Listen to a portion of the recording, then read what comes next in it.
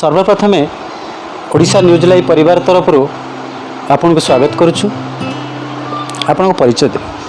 नमस्कार, सरोज कुमार दास, बित्तना बरिकुल जाजपुर एवं जानकी मधुसूदन वोमेन्स महाविद्यालय जड़े इंग्राजी अध्यापक। आपन जरा अध्यापक होई जे एभली एक जे आज समाज रे जतबेले कवितार आस्ते आस्ते लोप पाइबा जाउची आपन से जिनसडा आपन कोन पय एते आपनार करनेले कविता ये तो हाई स्कूल कविता मुझे लिखुली विभिन्न पुस्तक पढ़ी ज्ञान अर्जन करी। कविता मत बहुत भल लगे निज मातृभाषा को बंचाई रखापी। आउे जिते मु कॉलेज रे पढ़ी मो सार मैंने सब लिखती पाखर प्रेरणा पाई मु लेखा आरंभ कली। बर्तमान तो लिखुची आपण सामने जो कविता लिखुंट कविता पाठ करुँच से विषय आप कौन कह केते खुशी अच्छा मु बहुत खुशी अच्छी। मु बहुत पूर्वर भी भाई मो पुओ को भल बाट को नापी कि मो परिस्थिति लेकिन मुझे पारे मो पुओ निज बाहुबल बुद्धि बल से जिते बार जहाँ आगे मु बहुत आनंद एत आनंद अपारित माने मुखर कहनी।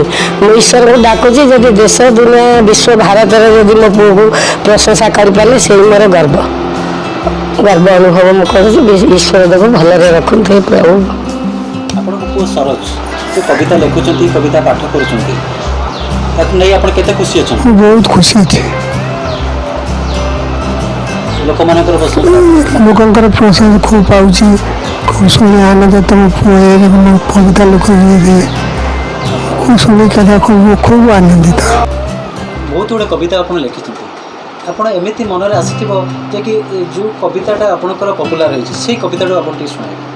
हाँ मुझे अनेक गुड़े कविता लिखी हेले मो गाँ को लेकिन मो गाँ मातृभूमि बित्तना जो मुझे जन्मग्रहण करी जी मत जहाँ पानी पवन में बढ़ी से गाँ को नहीं गोटे कविता लिखी से कविताटा मत बहुत आनंद देता एवं बहुत प्रशंसा देता समाज रे बहुत ग्रहणीय से मोर बहुत आड़ू प्रशंसा आसी बहुत खुशी लोक मैंने बहुत फोन भी आसी से कविता को पढ़ी लोक मैंने बहुत सुंदर होता से कविता मत बहुत प्रशंसा देता से कविता आप विपद शुणु। कवितार शीर्षक मो गाँ बित्तना।